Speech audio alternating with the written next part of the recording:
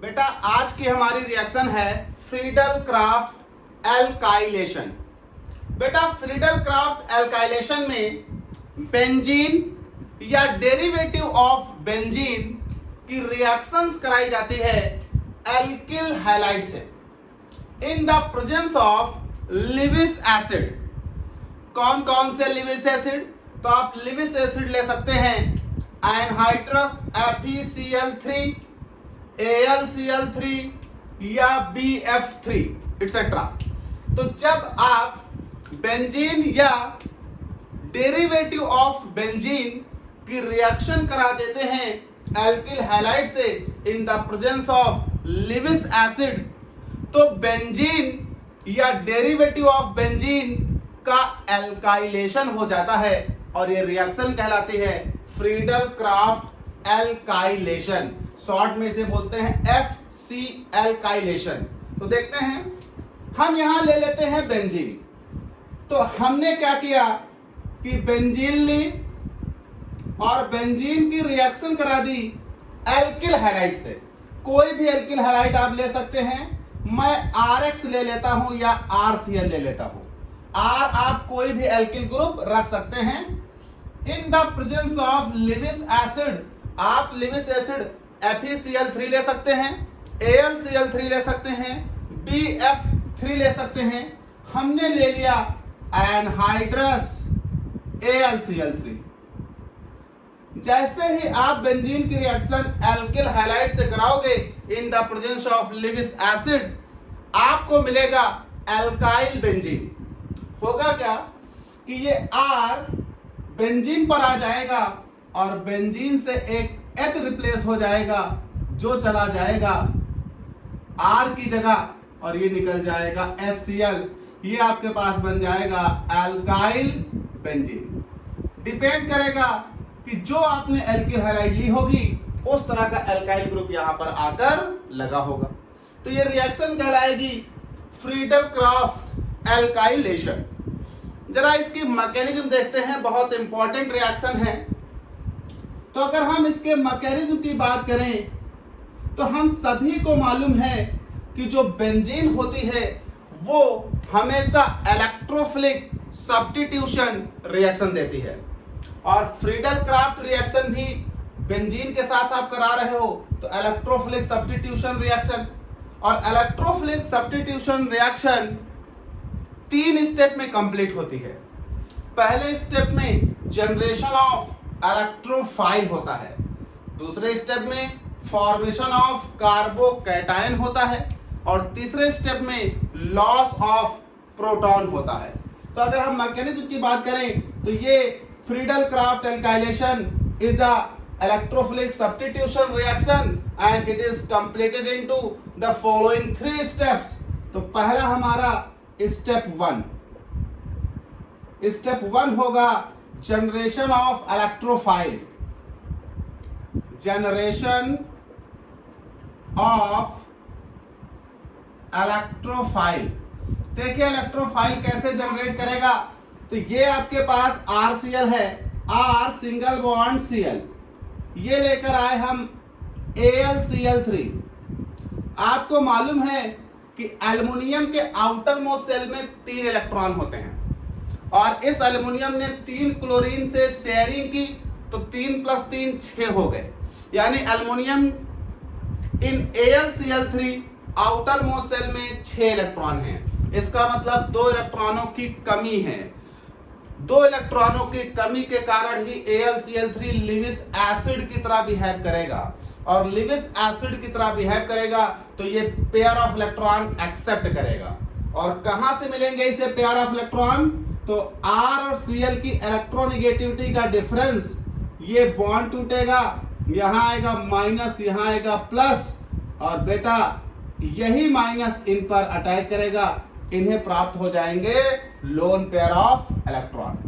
ये मेरे पास बनेगा R+ और ये मेरे पास बनेगा AlCl4 और इस एल्युमिनियम पर आ जाएगा माइनस। ये आपका जनरेट हो गया इलेक्ट्रोफाइल।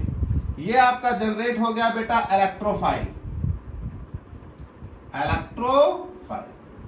अब दूसरे स्टेप में स्टेप 2 में क्या होगा?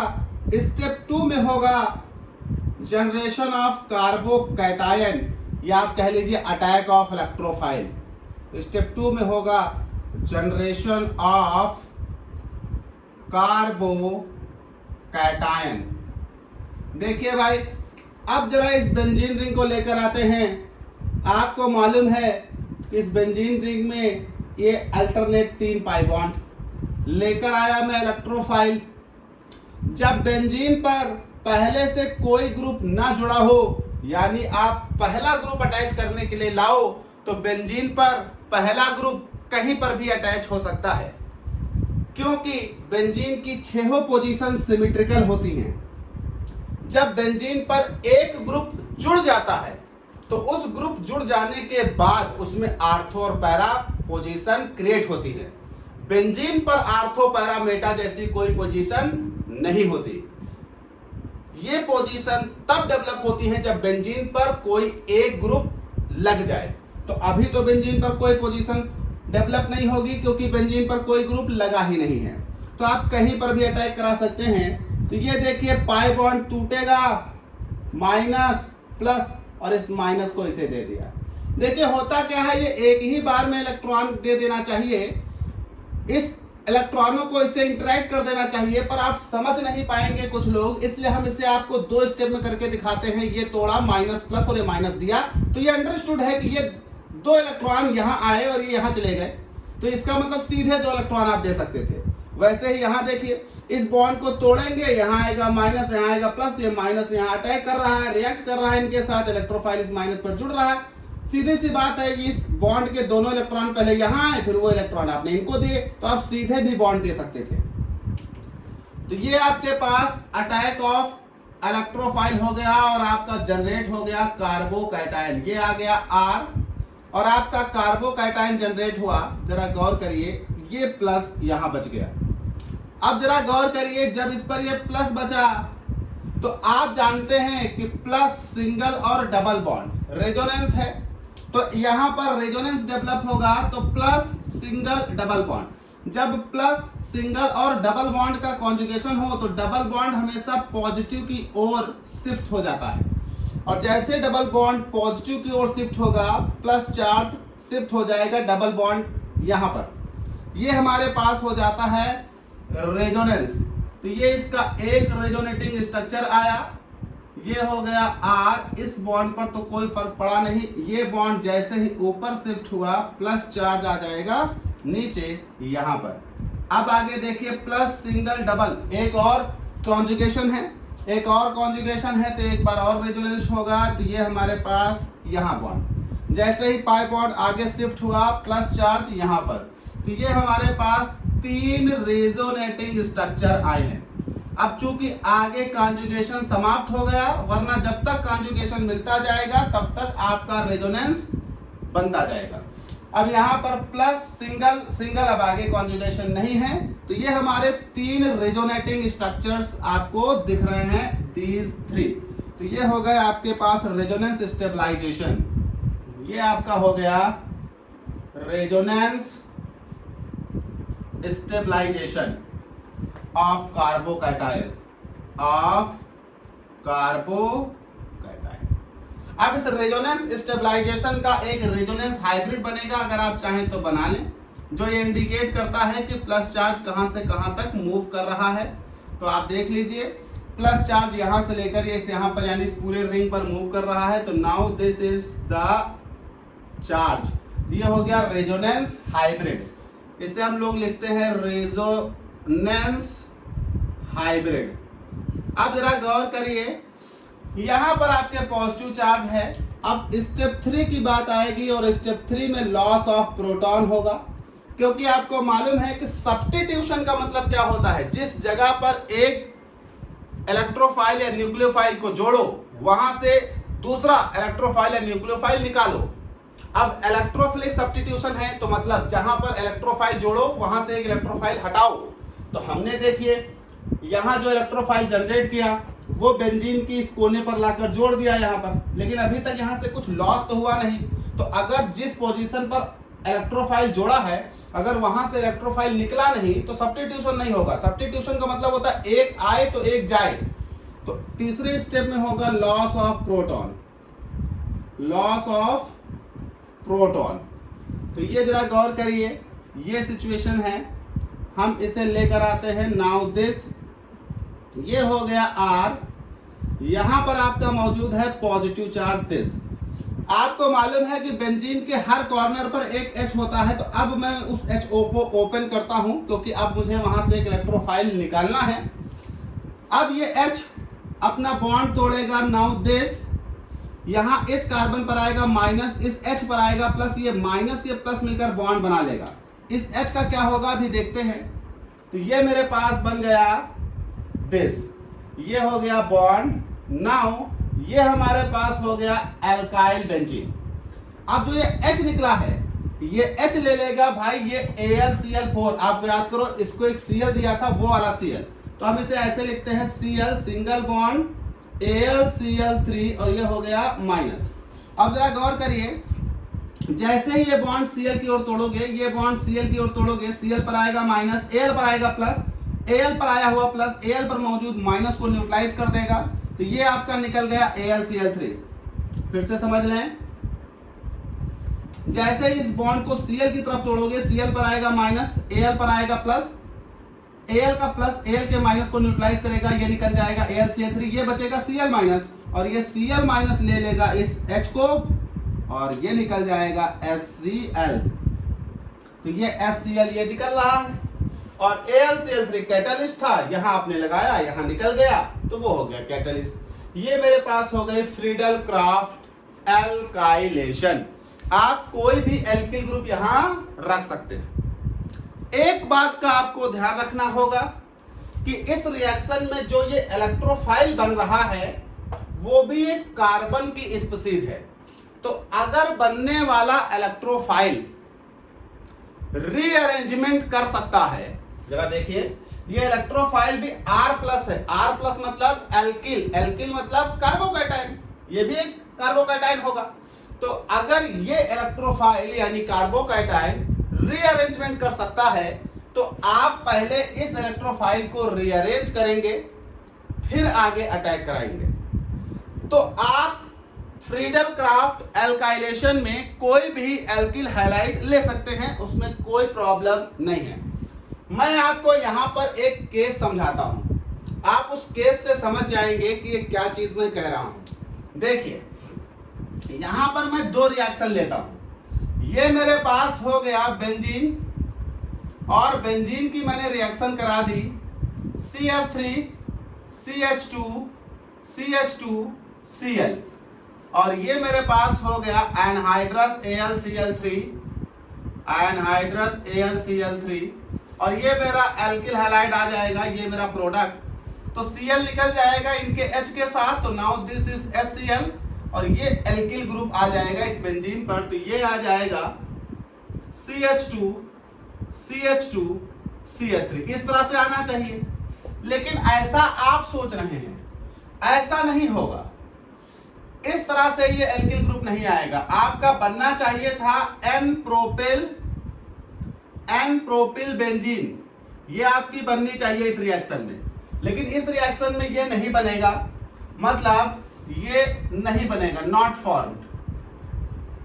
जबकि बनेगा क्या, तो ये बनेगा जब आपकी रिएक्शन कराएंगे एनहाइड्रस AlCl3 से, इसकी रिएक्शन कराएंगे तो ये प्रोडक्ट बनेगा। अब ये क्यों बनेगा अभी आप समझ लेंगे। CH, ये बनेगा CH3, ये बनेगा CH3। Now this is the product, ये बन जाएगा आइसोप्रोपिल बेंजीन। यानी इस रिएक्शन में आपको एक बात देखनी है जो मैं समझा रहा हूं, कि अगर आप बेंजीन की रिएक्शन N प्रोपिल क्लोराइड से कराते हो, तो N प्रोपिल क्लोराइड से रिएक्शन कराने पर N प्रोपिल बेंजीन बनना चाहिए। क्यों? क्योंकि भैया जहां से आपने निकाला है वही प्लस आया होगा और वो अटैक करेगा, तो ये वाला प्रोडक्ट बनना चाहिए, लेकिन यहाँ ये वाला प्रोडक्ट बनेगा। दिस इज फॉर्म, कारण है इसका रीअरेंज हो जाना। जैसे एग्जाम्पल के तौर पर जरा समझें, जब आप इस रिएक्शन की मैकेनिज्म करोगे, तो इस रिएक्शन की मैकेनिज्म के पहले स्टेप को ही मैं समझा देता हूं। तो जरा देखो, पहला स्टेप समझो। जब आप इस रिएक्शन की मैकेनिज्म करोगे तो मैकेनिज्म में आएगा स्टेप 1, और स्टेप 1 में ये बनेगा इलेक्ट्रोफाइल। तो जरा गौर करो, जो इलेक्ट्रोफाइल आप सोच रहे हो वो इलेक्ट्रोफाइल यहां पर AlCl3, तो ये बॉन्ड टूटेगा और ये बॉन्ड टूटेगा, यहां आएगा माइनस, यहां आएगा प्लस। नाउ माइनस इस पर अटैक करेगा, और जैसे माइनस यहां इस पर अटैक करेगा आपका बनेगा AlCl4 माइनस, और ये निकल जाएगा आपका electrophile CH3 CH2 CH2। This is the electrophile, ये निकल गया आपका इलेक्ट्रोफाइल। अच्छा, इलेक्ट्रोफाइल खुद कार्बन की स्पीशीज है, तो मैं ये आपसे कह रहा था कि अगर ये इलेक्ट्रोफाइल अपने आप को स्टेबलाइज कर सकता है, जैसे कि पिछली रिएक्शन में आपको पढ़ा कर आया हूं, रीअरेंजमेंट ऑफ कार्बोकैटायंस, हाइड्राइड और मेथाइल शिफ्ट, जस्ट पिछला वीडियो है, आप जाकर देखिए। अगर आपका कार्बोकैटायन कहीं पर बन रहा है और अगर वो रीअरेंज कर सकता है तो रिएक्शन करने से पहले वो खुद को रीअरेंज करेगा। तो जो लोग इस इलेक्ट्रोफाइल का लाकर यहां अटैक करा देंगे उनका प्रोडक्ट ये बन जाएगा, ये वाला, और वो गलती कर बैठेंगे क्योंकि यहां रीअरेंजमेंट होगा। तो यहां पर एक शिफ्टिंग है, क्योंकि ये है, आपको सबको मालूम है, प्राइमरी कार्बोकैटायन। ये है प्राइमरी कार्बोकैटायन, यहां इलेक्ट्रोफाइल भी एक कार्बोकैटायन है और यह है प्राइमरी। और सबको मालूम है प्राइमरी से ज्यादा स्टेबल कौन होता? सेकेंडरी। तो इसका एक H खोल रहा हूं मैं। अब यहां शिफ्टिंग होगी। Now this is the hydride shift, एक H शिफ्ट कर जाएगा, तो इसको आप लोग बोलते थे हाइड्राइड शिफ्ट। और जब ये हाइड्राइड शिफ्ट हुआ तो अब आपका ये बदल गया सेकेंडरी कार्बोकैटायन में। Now this is the actual electrophile, this is the secondary carbocation और दिस इज द इलेक्ट्रोफाइल। इस रिएक्शन का इलेक्ट्रोफाइल ये है, और जब इस रिएक्शन का इलेक्ट्रोफाइल ये है तो जब इसको अटैक करने लाओगे यहां बेंजीन पर, तो जो ये बॉन्ड है वो इस वाले कार्बन से बनेगा, दिस, ना कि इस वाले कार्बन से, दिस। तो ये एक बहुत इंपॉर्टेंट रिएक्शन है ये वाली, जिसमें अनएक्सपेक्टेड प्रोडक्ट बन रहा है। तो आपको परेशान होने की जरूरत नहीं है बेटा, एल्काइलेशन कराना है, आप कोई भी एल्किल हैलाइड ला सकते हो। बस आपको ध्यान रखना है जो एल्किल ग्रुप यहां पर इलेक्ट्रोफाइल बनेगा, उस एल्किल ग्रुप को देखना है क्या वो रीअरेंजमेंट तो नहीं करता, क्या उसमें हाइड्राइड या मेथाइल शिफ्ट तो पॉसिबल नहीं है। अगर पॉसिबल नहीं है तो बात ही खत्म हो जाती, उसी को उठाओ सीधे अटैक करा दो, अपना प्रोडक्ट बना दो। अगर उसमें पॉसिबल है तो आपको रीअरेंजमेंट करा लेना है, कराने के बाद जो इलेक्ट्रोफाइल बने उसका लाकर स्टेप 2 में अटैक करना है। तो इस केस में स्टेप 1 में यहां रीअरेंजमेंट है, अब इस इलेक्ट्रोफाइल को ले जाकर आप स्टेप 2 में रिएक्शन कराओगे, स्टेप 2 में एंड 3 में, और प्रोडक्ट आएगा। तो जब आप इस इलेक्ट्रोफाइल को स्टेप 2 3 में ले जाओगे तो ये वाला प्रोडक्ट आएगा। इसका मतलब इस रिएक्शन में ये प्रोडक्ट बनेगा। और एक क्वेश्चन बहुत बार आया है, क्वेश्चन आता है कि Friedel Craft reaction of benzene with N propyl chloride gives isopropyl benzene instead of N propyl benzene, explain why. तो of course this is the reason.